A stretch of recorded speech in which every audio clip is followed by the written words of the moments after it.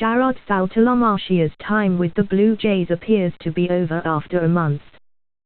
The backup catcher, who signed a one-year, $1.25 million minor league deal in January, was designated for assignment, with the Jays selecting the contract of Luke Maile from Triple-A Buffalo to replace him on the 25-man roster.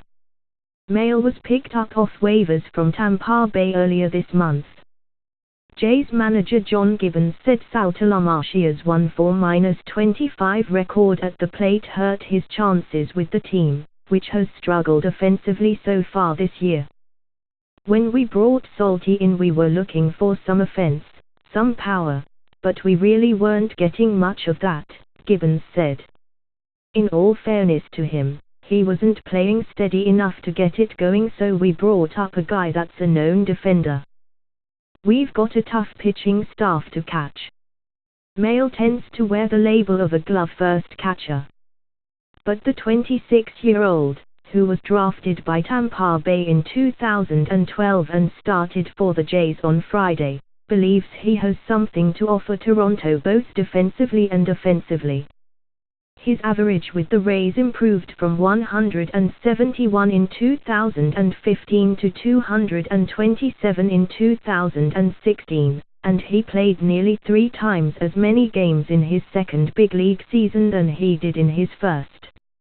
I feel like I'm young enough and I feel like I've improved enough in the last couple years to maybe change that and become a little more all-around, Maile said.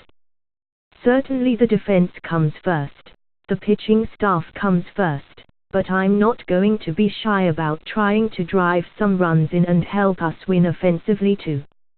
Maile wasn't the only new face in the Rogers Center clubhouse on Friday. Left-hander Matt Dermody was recalled, while righty Casey Lawrence was optioned to Buffalo. Lawrence and fellow call-up Matt Latos were filling in for the injured J.A. Happ and Aaron Sanchez. There is still no date on Happ's return. The pitcher didn't feel great after playing catch for this first time earlier this week, so the team backed him off a little bit. Gibbons expects him to try again in a few days. But with Sanchez comes good news. The pitcher threw a second side session on Friday, in the wake of having part of the nail on his right middle finger removed in an effort to prevent blisters.